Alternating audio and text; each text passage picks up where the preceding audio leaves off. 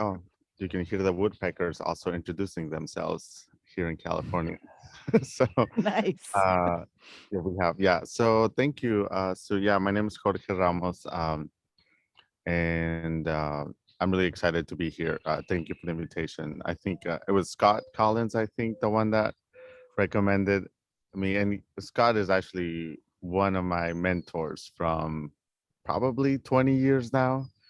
So the first piece of advice or any comment I'll say, it's always really good to always be kind and loyal to your friends, especially to your mentors, because they will always be there for you. So Scott is a person that um, helped me when I was an undergrad, and he still mentors me now that I'm here teaching. So mentors are extremely valuable friends Yeah, in college. Scott did our world classroom about a month ago, and Yeah, yeah. So, anyways, just in science, we're all a big family.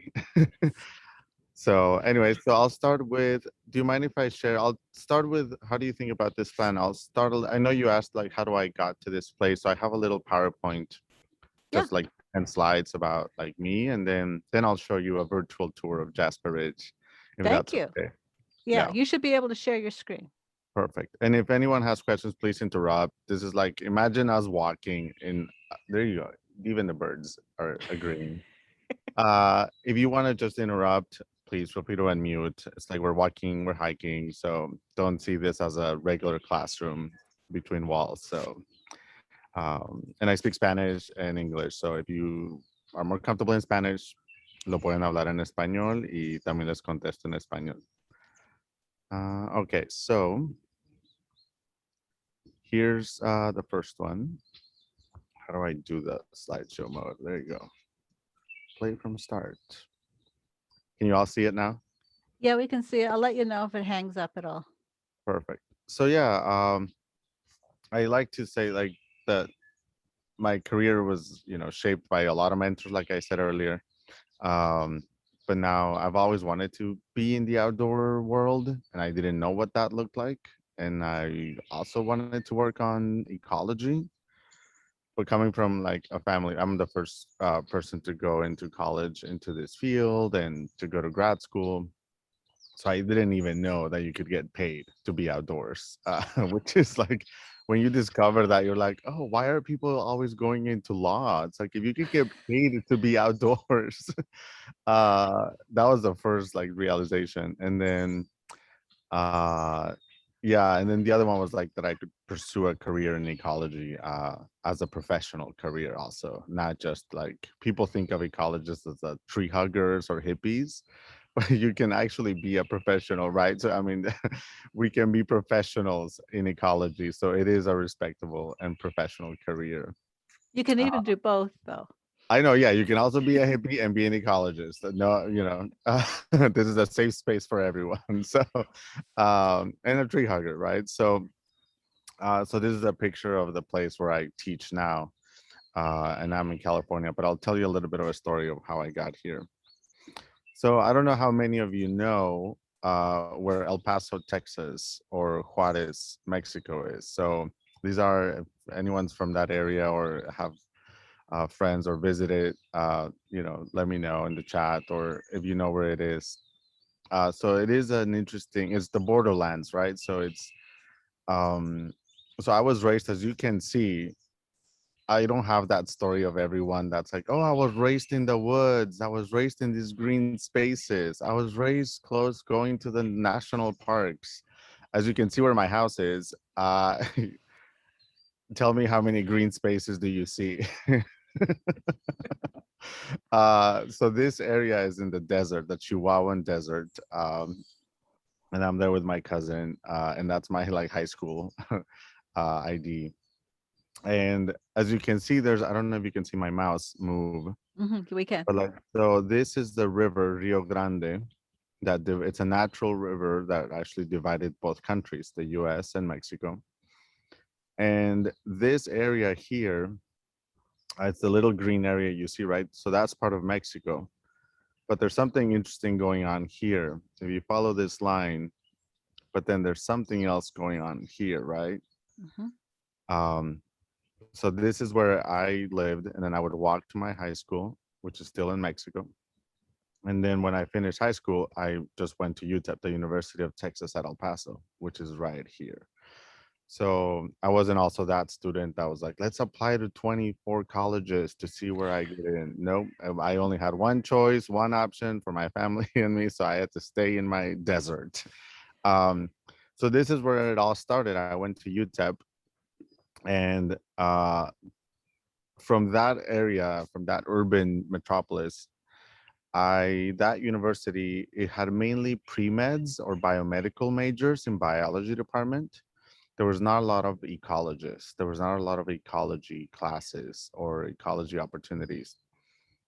So what I ended up doing, I found myself a really good mentor, Craig Twitty, and he actually started promoting me to be like, oh, you should apply to these summer internships or these summer research programs. They're called REUs, which is the picture in the middle.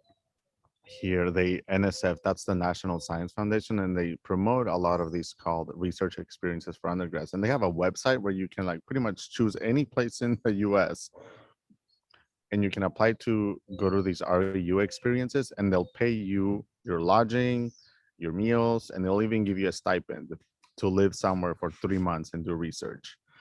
And I had no idea, I didn't come from a family that knew that. So every summer while I was in El Paso, I would take an opportunity to apply and go somewhere else. Um, and I was only able to do that because they would pay for it, right? I didn't have the means or the resources to pay myself. So I ended up going to UT Austin for a summer program. And then I did a program at Oregon State. We were looking at stream ecology conditions. I did a program with Cornell University where we were doing seal monitoring research. So that was like everyone's dream, right? To do marine biology at least one time in your life because you want to be that National Geographic explorer. And after 4 months of doing marine biology, I decided it was not for me, which is better. It's one of the best things to do to experience something short term because then you decide you don't want it. So, it's phenomenal. It's a really good experience. You get really cool pictures, obviously, but that's a Yes. post. That's post. It was a hard time because when you do marine biology, you have really limited data, right? Because you cannot approach the animals. They're protected by many legal acts. And you don't have, underwater vision. So it's hard to see animals right underwater if you're a human. um so it was hard for me to like experience the whole marine biology world. So then uh I switched to doing amphibian. So this is an egg mass of amphibian ecology. For my master's, I ended up pursuing my master's at the University of Washington. So I finished my undergrad, and that's when people were like, oh, you should go to grad school. And I'm like, what is grad school? Like, why would you continue in school for like 6 more years? Like, who chooses that, right? Like, no one in my family had done it. So, so by my mentors were the ones saying like, oh no, but like there's opportunities for growth, and you can get paid to go to grad school, and you get to do more research in grad school. And I was like, okay, well, and my mentors helped me write proposals for funding and for fellowships. So fortunately, I received like two fellowships that allowed me to go to grad school. So that's why I was like, okay, I'll go to grad school. I'll stay in school. And my family was like, more school? When are you gonna get a real job? But then you educate your family saying like, grad school is like a job. So and then so I ended up for my PhD. There's probably some deer in the background or someone. There's a lot, always life in the preserve. So then I ended up going to grad school studying carbon cycling. So I became a carbon scientist. Uh, I was interested in wetland ecosystems because I started studying amphibians. So they live in wetland ecosystems, right? And you have them a lot in New Jersey. And I'm sure you hear the frogs at night, or It's right. So very loud this time of year. yeah, yeah. So when I was studying the amphibians, I was like, well, what makes a wetland a wetland? Like, what happens in a wetland besides just amphibians? And it got into this term of like they're called biogeochemical cycles. So like the carbon cycle, the plants, every plant you see, it's made of carbon, right? So like what happens after the leaves decay? Where does the carbon go? Does it get sequestered in the soil, or does it get decomposed back into the atmosphere? So I wanted to see what happens in the wetlands and in terms of carbon sequestration. Are the wetlands sequestering more carbon, or are they emitting more carbon? And that's why I'm holding a big piece of soil here. That's actually a part of the soil of a wetland, because in these soils, we think of soils as just dirt, but they're not, right? They're alive and they have so much carbon. So we needed to find out how much carbon is in the soil. We needed to find out how much carbon is in the plants. So here I'm measuring how much carbon is actually emitting from the plants. So you build this picture of where is all the carbon going. And I was able to work in Mexico with fellowships, and it was a great experience. It was probably the most rewarding experiences I've done. I had a great committee. I had a great colleagues, and so I was, very fortunate that I was able to do that. And I always like to put pictures of my family because they were always there supporting me, even though they wouldn't understand why I was doing so much schooling and why I was still in school and why I was like studying mud. My mom was still very confused why I was still holding mud. But then she would, once I brought my parents into the world of ecology, so they met Scott, they met my other mentors. And then my parents, I was like, oh, there's other people really excited about carbon and soil. So I guess Jorge is doing something right, right? So like you have to sometimes combine both your professional and your personal life so that they're always connected. Um, so that was like my PhD. And that actually, when you study carbon or climate, it actually um, it can take you many, many directions, right? Because what are the biggest challenges right now? Like, we hear global climate change, right? Like we hear global challenges.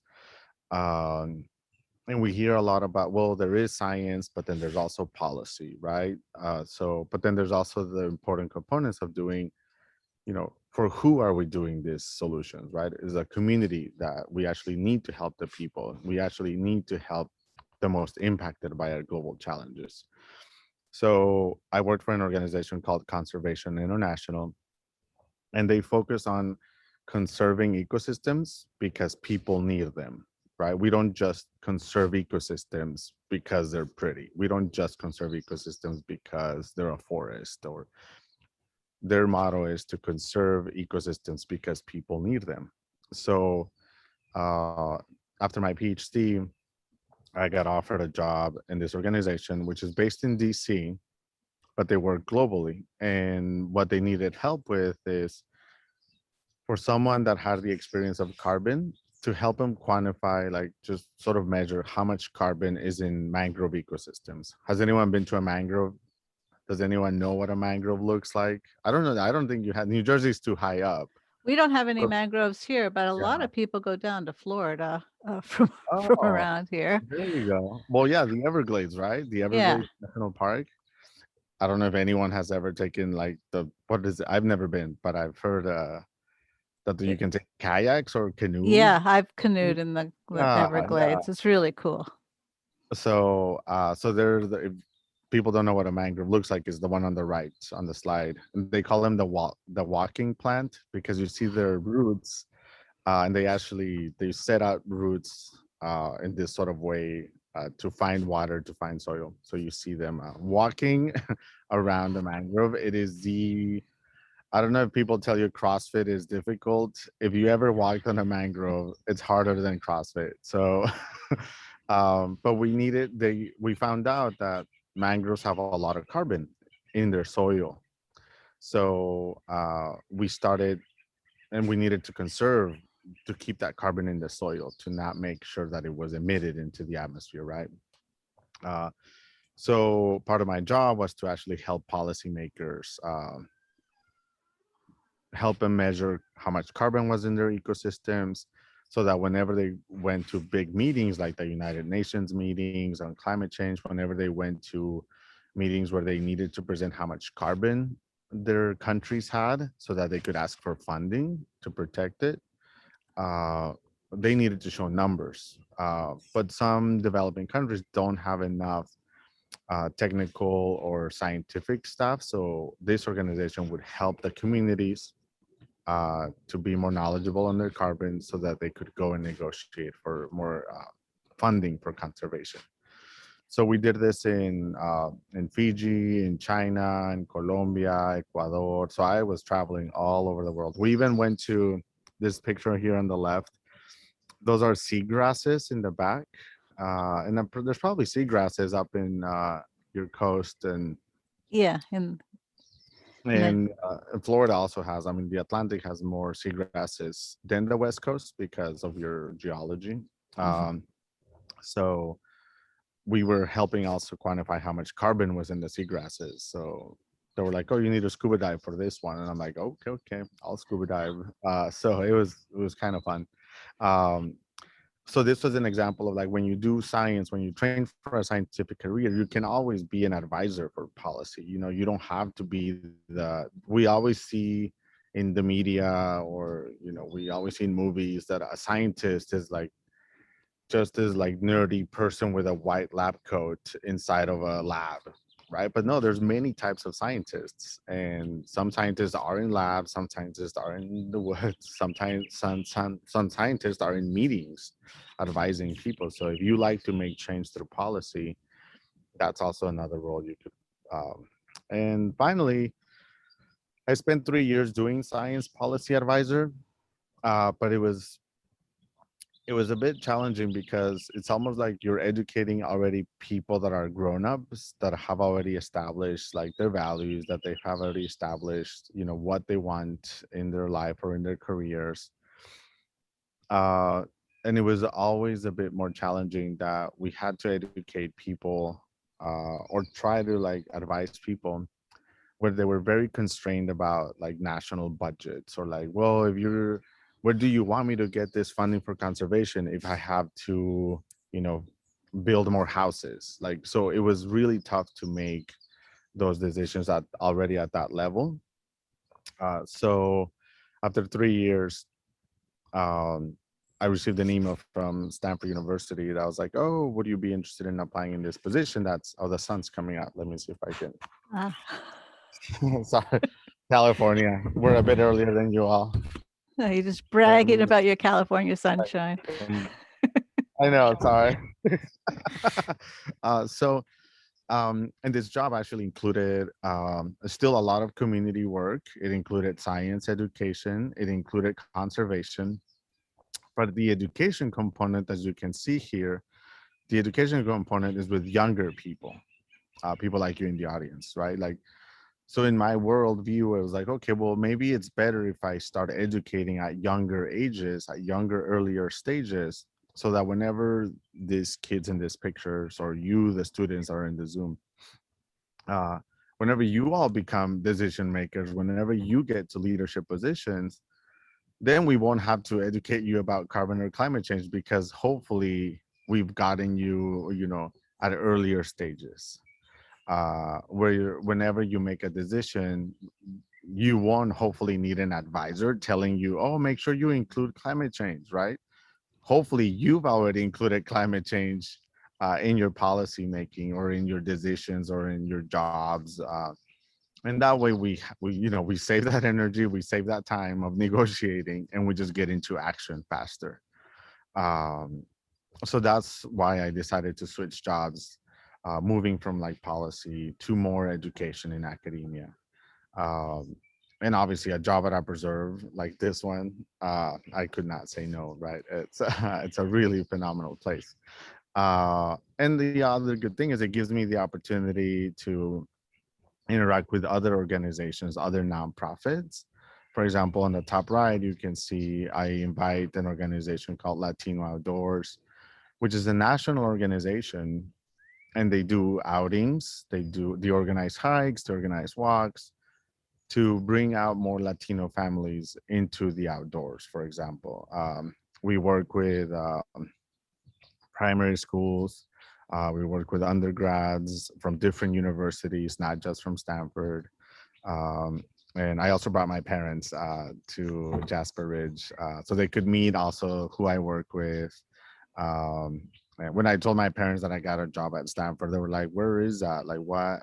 And I was like, they had heard maybe about it, and I was like, "Oh, it's in California," and they're like, "Oh, LA, that's super close to us." I was like, "Oh no, it's a bit more north." so, so I flew them here so they could see the university, they could see the campus, and they could see the preserve. And I think finally my parents were like, "Okay, he has a job that that we understand now." It took 33 years for that to happen. So, uh, but yeah, so that's sort of like how I ended up here.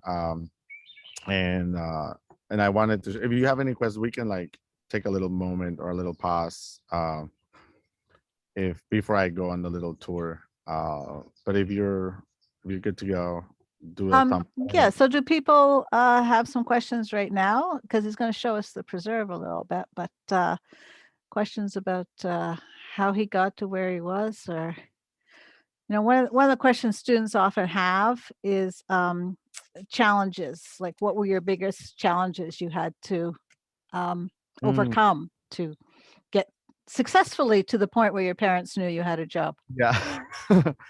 Yeah, so I think the biggest one was, for example, I had a professor in my undergrad that she even said like, "Oh, Jorge, why are you even applying for grad school? You won't get in."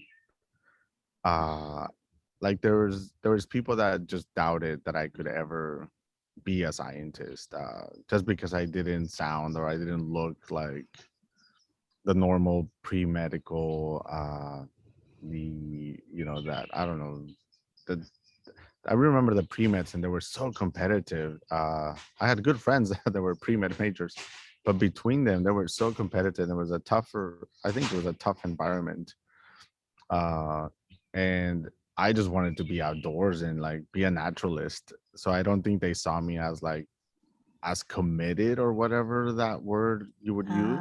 Uh, uh like the outdoors maybe was not seen as like a as a prestigious or like a challenging, because most people would probably see the outdoors as a hobby or as a like a recreational thing, right? So right. uh and then I also didn't have any, no one in my family had ever written an essay to apply to grad school.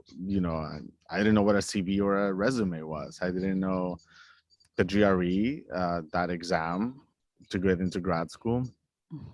uh oh they I no one in my family had ever taken the GRE, so it was like, how do you find resources? And I had not even taken a standardized test because all my K through 12 education was in Mexico and we didn't have those tests. Yeah, uh, yeah. Mine was in Canada, and the GRE was my first multiple choice test in my yeah, life. exactly. But, and it's so scary, right? They put you, well, now it's changed, right? But like it was two Yeah. essays. They put you in the computer and like they have the calculate. No, yeah, I think there was a I don't remember. No, there wasn't a calculator on that one. And it was like what, 4 hours long. Anyways, but now it's optional, right? Now most Right. schools are making it optional, so don't worry about the GRE anymore. Uh, lucky you all. And then so there was a lot of things that were all new to me that I had no idea. So those were a bit challenging. But the best thing, like I said earlier at the beginning, like your mentors are also your friends. So you should just feel comfortable in asking them, like, "Oh, I just heard about this other, you know, some grad schools require you to pay a fee to get in. To even submit your application, they'll ask you, right? Just, I don't know, $100. No one knows what those $100 go to, but the one thing a mentor can tell you is like, "Oh, you can always ask for a waiver, but if you don't ask, they won't offer, right?" So just ask someone, be like, "Oh, just email the administrators or email your mentor, or just be like, "Oh, is there a," and there's scholarships, right?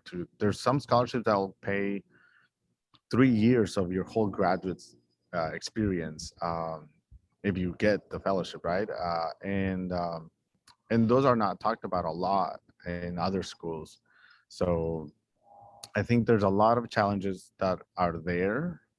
that we think are there just for us, but they're actually, we just have to ask a bit and find out how other people are doing it, the ones that have a lot of mentoring, and then we can take advantage of those resources as well. Um, that's one of the things that and once you are sort of navigating, um, then you sort of find out more solutions as you go through when your peers are also, your friends are also doing a PhD. So you're like, oh, how did you do this? How did you do that? So it takes a lot of like community to get uh, to your like dream job. Don't ever think you have to do anything alone. That is also the first advice. Don't ever think you have to do anything alone. There's so many people that actually care about your success. So yeah. Do people have some other questions? You can either put them in the chat or you can unmute. Sorry, Megan, I stole your question, didn't I?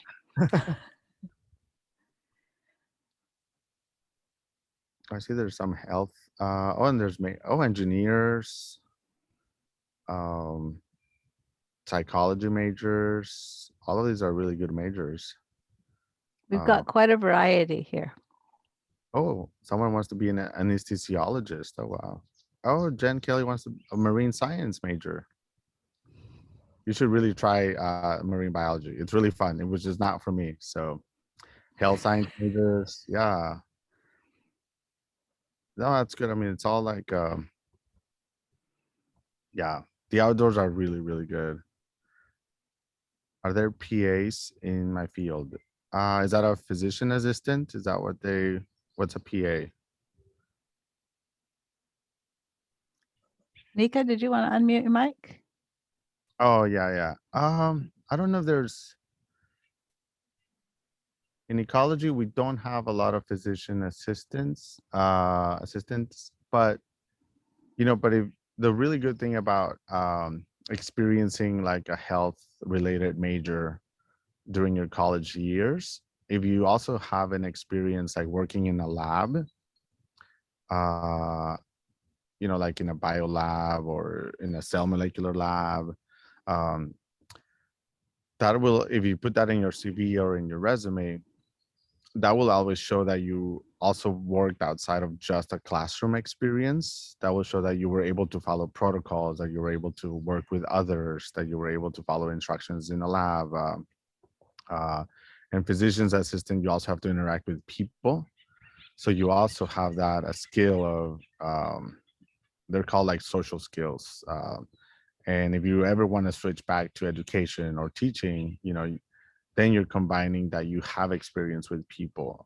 So it's always good to, whenever you think about a profession, don't ever think that your experience will always be in that box of that name of a profession. It's always important to see what else did you do in that profession that can be applied in different worlds. So you can always transfer.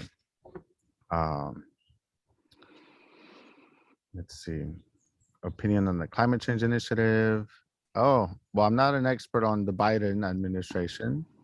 But the one thing I am excited that what Biden did is that he's centering a lot of the climate initiatives on environmental justice. And he actually put people of color in charge of those committees that are uh, in charge of the environmental justice climate change initiative, like the new director of EPA.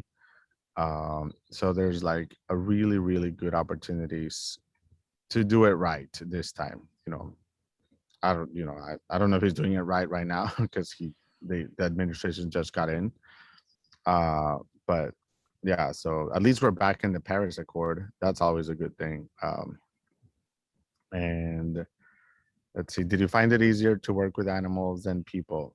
Oh, you know, with animals, I think working with animals first, it's always good for everyone because you actually have to be really careful with animals. You have not just because you're under permits, right? But in order to understand the behavior of an animal or the ecology of an animal, you have to see it in its natural environment, right? Like if you stress it or if you interact with it in the wrong way, you won't be receiving the data you want, for example, unless your question is about stressing animals. But don't do that. Um, so you sort of have to. It's like this respect that you have to have for an organism. Uh, and since they cannot tell you, right, like since an animal cannot voice and say like, hey, don't do that, you always just have to be very careful, right? For many reasons, ethical reasons, permanent reasons. uh, so I think that sort of helps you then work with people too, because then you can also sort of see, well, we're animals, right, also, but you can also then start to work with people in a way like, let me listen to you first, before, sometimes we humans try to be very defensive or very offensive. And so I like to approach people, like even in my classroom, as like, let me listen to you first to see what you're trying to say. um, and then you start a conversation. I think that's, so I like that question a lot because, people are still animals. So we sort of, I've come to learn that it's always better to approach interacting with people by listening first, and then you sort of learn how to navigate those conversations. Yeah. So, well, let's see what else.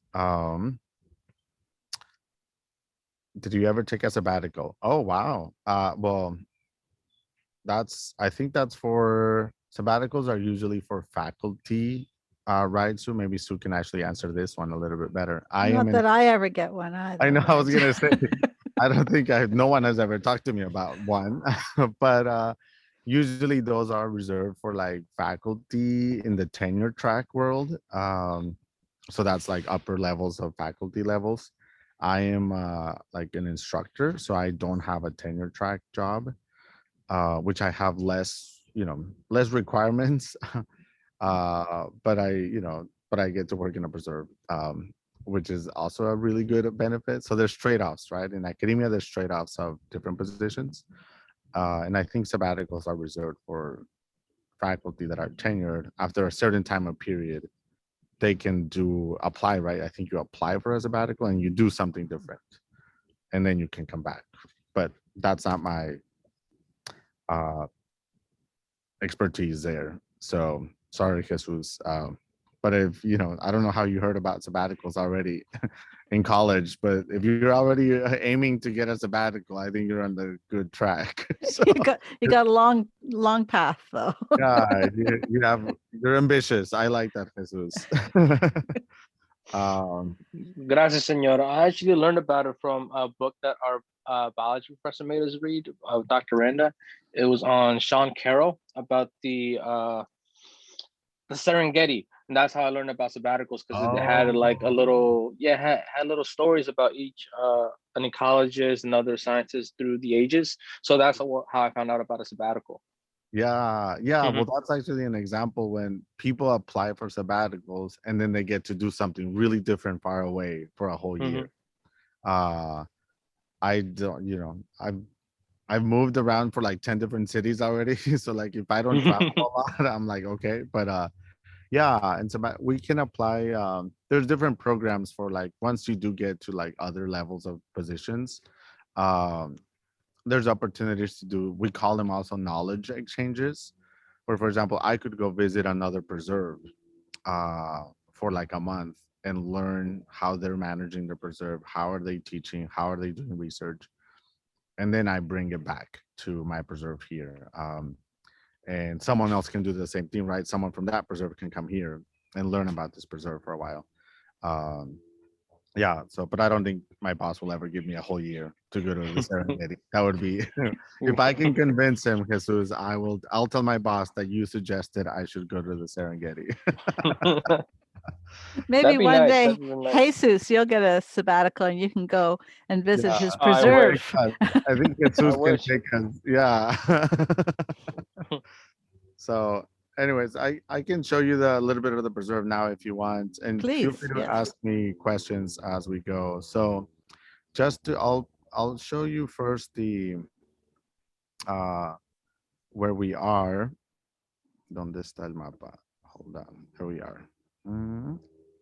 So I'll show you first this one. So where is the share screen? There you go. Yep, we can see it. Yeah. So this was actually made by a student, but it's so good that I asked her if I could use it for presentations. So this preserve was actually a park a long time ago, and Stanford University closed it in the 1970s to establish a preserve. And just to orient you, this is where, let me zoom out a bit. Oh, actually, let me make it a bit bigger. Sorry, there's an airplane above me right now. Yeah, we So, can hear it. yeah, can you see me zooming out? Yep, So that's, you all are over just here, south of New right? York. Aquí. There. Yep, right there. Yep. And then I'm from here, and now I'm over here. So, um, that's where, if you keep zooming in, San Francisco, you see that little green spot? That's the Jasper Ridge Biological Preserve. Uh, so that's San Francisco. We're 40 minutes south. Um, San Jose is over here, Pacific Ocean. This is the San Francisco Bay. Um, and that's where the Stanford campus is right here. So we're like only a 1 mile south of the campus, southwest. Um, and as you can see, we have a lot of like hills and little mountains, a lake, and this is how it looks. That's where I'm sitting down. Uh, and the mission of Jasper Ridge is pretty much to be a space for research, for education, and for conservation, for Stanford University, and for people like for the community to use it. Uh, and we're not just open for Stanford; we're open to all universities and colleges and community colleges and high schools to come and experience it. So this is the how it looks, the satellite image. So as you can see, there's forests, there's grasslands, there's some dense marsh wetlands here, and because of its topography and its climate is very diverse in vegetation. Mm. So there's a bit, almost like 17 different type of ecosystems. Wow. So it's really good for a class in ecology because we can walk around and show the students a very diverse type of ecosystems in this preserve. And uh, there's a lot of unique species to California, native to California that live here. And that's because of its diverse topography and geology. Um, there's a lot of studies that have actually come out of Jasper Ridge that are landmarks of ecology and evolution. For example, population biology, the term of coevolution. One of the biggest studies that ran for 21 years was like the global change experiment, where they studied how many, like how three variables that will change with climate change was going to impact grasslands. And then we also have the space for education. So we have students learning the skills of an ecologist. There's field method classes. Uh,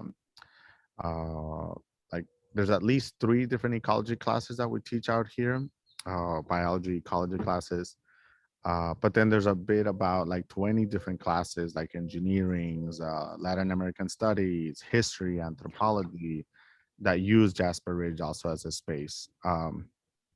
And there's a lot of student groups that use this space also for learning. We have a dam. So this is the lake that actually was formed because a dam was put here 100 years ago. So we can also show the students different aquatic ecology skills. So this is how it looked a long time ago. But even before that, actually Jasper Ridge uh, was part of the Mawek Maoloni tribe. Uh, so we actually, the Stanford University, we now have a land acknowledgement, which I'll show you in the other tour. But it's always important that we mention to our students that, we look at spaces like this preserve and we think like, oh, it's nature, it's the outdoors, it's beautiful, it's like preserved, like we always have these values of nature that it's pristine, hasn't been touched. But in this class, we always show our students it's like any ecosystem you see now in the world, always ask yourself is like, are there, what is the human footprint, right? Like, and if you don't see the human footprint now, you're like, well, maybe 50 years there was people here. But then you also have to think even longer term than that, right? What was 1,000 years from today? So that's something that we always teach our students, that the tribe actually lived here, and they used this space, for migrations, for seasonal trips, for feeding. And there's actually, we have, as you can see in the picture, we have the mortars and pestles that they used to use to grind any materials uh, for their sustenance. So, and California has a really rich history of Native Americans. As you can see in the map, there's at least some of the tribes that are recognized, and but there was at least, maybe they say, over 100 languages spoken in this area. So that's a huge diversity of people, right? At In this area. Uh, and then after that, they after the Native Americans were here, that's when the colonizers came, uh, and all of the violence that happened against Native Americans occurred here in California, sadly. Um, and then after that, that's when it was Mexico. So then Mexico was part of, well, Jasper Ridge was part of Mexico at some point. And then after that, that's when the US took California. And now, so this place, even though we see it as trees and the outdoors and wildlife, there's a deer somewhere there. Um, they, we always have to think about the people, right? Like, what were the people that were here before us, and what did they do? Did they influence the ecosystem, right? Like, because you might see a hill, but it's like, is that a natural hill, or was like, did someone dug out and put like the land there, or was the dam, like, was the lake a lake always, or was it a stream before, right? So humans made the lake, but sometimes, so it's actually a reservoir. So anywhere you go now in your, if you go walking in New Jersey, or if you travel somewhere, always ask yourself, it's like, oh, well, what was the signature here? What's I was going to show you the other screen. The hills here I know. are landfills. Oh, there you go. Yeah, so we all have different hills, right? Like, so uh it's interesting. Like, here we actually a lot of our mountains and hills are actually caused by earthquakes, right? Right. California is really active, so that's something to think about too. So anyways, the other thing I was going to show you is this. So now I'll take you on a little tour, and I cannot see the chat because now I'm sharing. Let me see. But if anyone has questions, I'm let me. keeping an eye on it. I'll let you know if something pops up. Yeah, so this is how we start. We start with the recognition that Stanford sits on the ancestral land of the Mohawk Ohlone tribe. This land then continues to be of great importance of the Ohlone people. And consistent with our values of community and diversity, we have a responsibility to acknowledge, honor, and make visible the university's relationship to Native peoples. And we still work with them. They live here. I mean, not in the preserve, but they live in the Bay Area. Uh, and they have rights to come and collect Thule, for example, whenever they want. So we continue to work with them. And so this is sort of like, I'm just gonna give you a quick tour of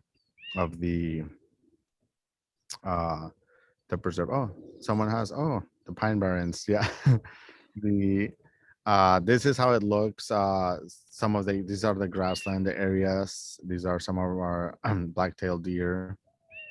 This is the classroom where I'm sitting. So right now, because we can only teach outdoors, this is where we teach in the picnic tables. Those are our oak trees on top. That's my office. Those windows. That's the field station. Uh, and I was gonna show you a little bit of the inside of the space, but I don't know. I can skip that one unless you really want to see a lab. So let me see if I can. Uh, so that's if you do visit, you can even like get a little sweatshirt of Jasper Ridge.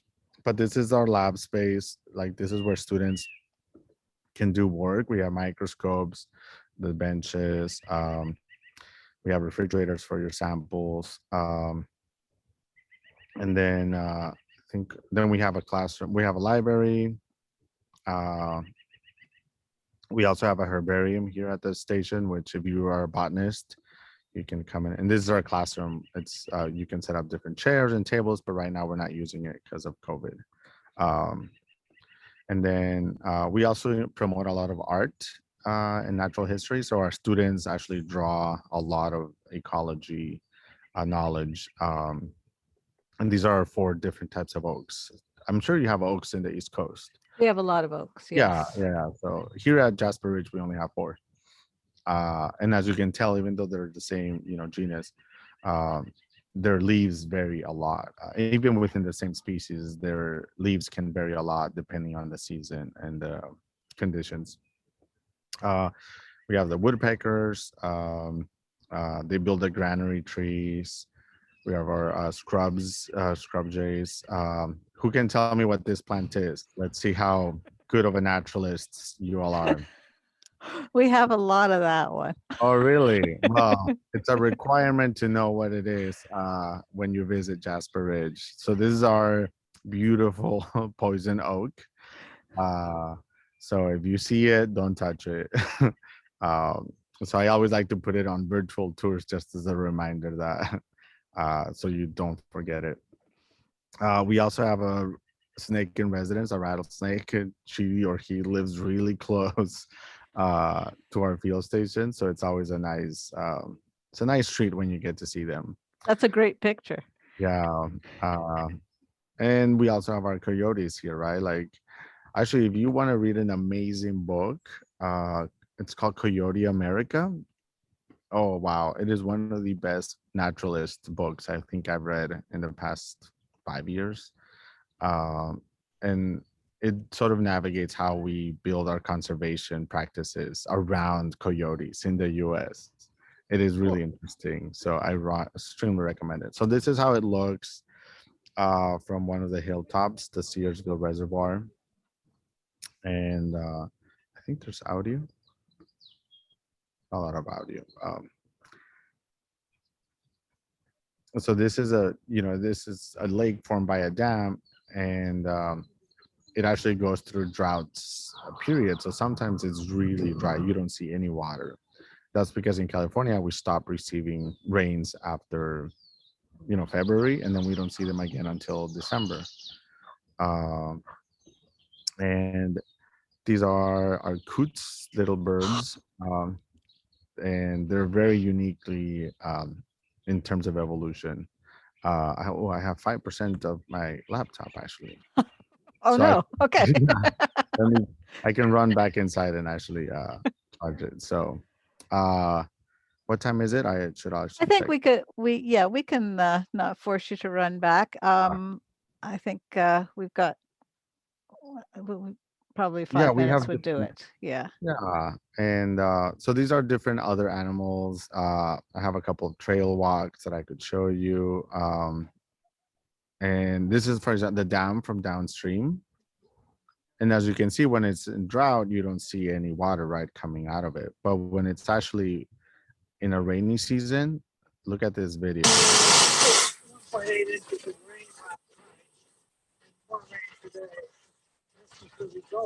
Whoa. So it's always really good reminder, when you see a landscape, it's always really important to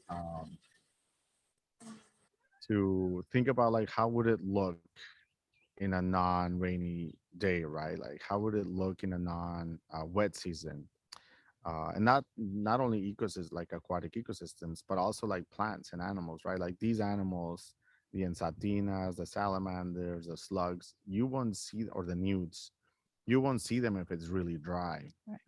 So, you can never assume like, oh, well, there's no wildlife here if you go one day, right? That's what part of research is. You have to constantly go to monitor all different times and seasons. Uh, these are galls. They're one of my favorite little organisms here at the preserve. And these are actually laid by wasps on oak trees. uh, and they grow on it. So next time you go see an oak, look for galls. They're some of the most interesting and beautiful organisms that I didn't know what they were until I moved here. We have very endemic. Do you all know what endemic means? In native species of California, like this one. It's leatherwood, Dirca occidentalis. It's a beautiful flower, beautiful plant. And there's only, I think, three species in the genus. And there's California, there's one in, I think, in Nebraska, and one in Mexico. Really strange. So these are all different ecosystems that we have at the preserve. We have the marsh areas, we have the wetlands. Um, this other flower is one of my favorites, the gooseberry. And every time you look at a flower, also question yourself, how did that flower evolve to get to this, right? Like the defensive mechanism is here, right? The thorn, but then it's also the colors. Why red? Is it attracting a pollinator? So always use your observation skills to question what you see. We have these other pollinators, the checker spot butterfly, the Mm. honeybees. We have bald eagles that stop by here. Uh, this is a red shoulder hawk, not a red tail hawk. So that's Okay. something I always tell the students, look for the red shoulders. And then we also have the California blooms, the wildflower blooms. This is a, who can tell me what this flower is? Poppy? Yeah. So what is your state flower in New Jersey? Is it dogwood? Does anyone You need know? to know that because this is our state flower in California, the California poppy. So let's see who can find what your state flower is first. Put it in the chat because I actually want to know. I don't know your state I flower. think it might be the flowering Yeah. dogwood. Does anyone want to correct me on that? Common blue violet. I just looked it Thank, up. thank you, Aline. Oh, nice. A little Cool. violet. Good job, Yeah. And Aline. this is Aline the, gets bonus points there today. you go. And at the very top of the ridge, this is how it looks. I took this actually yesterday for you all.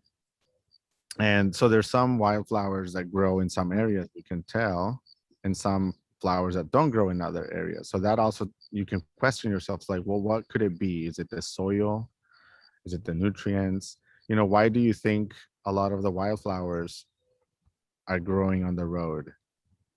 Right? Like, oh, like people always think like, oh, the most ecology will happen in pristine areas. But in this case, look what's happening. It could be, what do you think? Always question yourself. There's different hypotheses we can come out with. Is it seed dispersal, or is it the disturbance that moves the soil a bit for more seeds to actually germinate? Or is it the water that flows through here? And I don't know the answer, but like these are kind of questions that I like to let students ask themselves first, um, before I tell them any answers.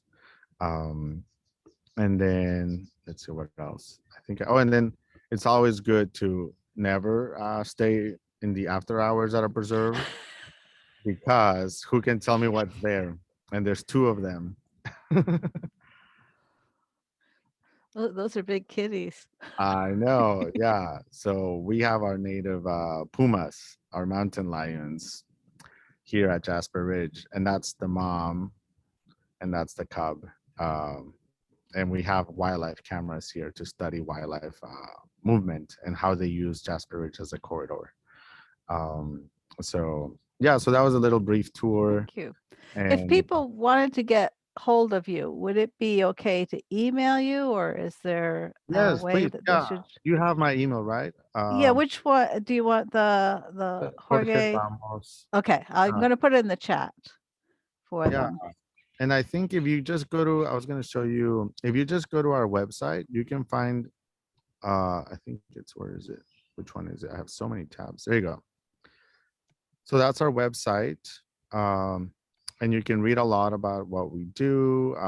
We have our tabs on education, uh, what we do in terms of conservation, our research, if you're interested in our research projects, Birds of Jasper Ridge photo gallery. That's one of the best ones too. Um, and yeah, you can learn about our history. And there's a lot of stuff that you find useful. So yeah, feel free to contact me and happy to put you in touch with people. So And Thank I will also post for the students information about those research experiences for undergraduates, the please. RAU programs, because I think we'll put that on our website so that they can get a little bit more experience. Yeah, that'll So be does really. anyone have any last minute questions? You're just getting a lot of thank yous. Well, no, thank you all for the opportunity. This was fun. Thank you for joining us. And you gave me some ideas for an exam question too. So Oh, nice. those little yellow wildflowers along the road. Yeah, there you go. I didn't give the answer, so. No, you didn't give the answers. So Perfect.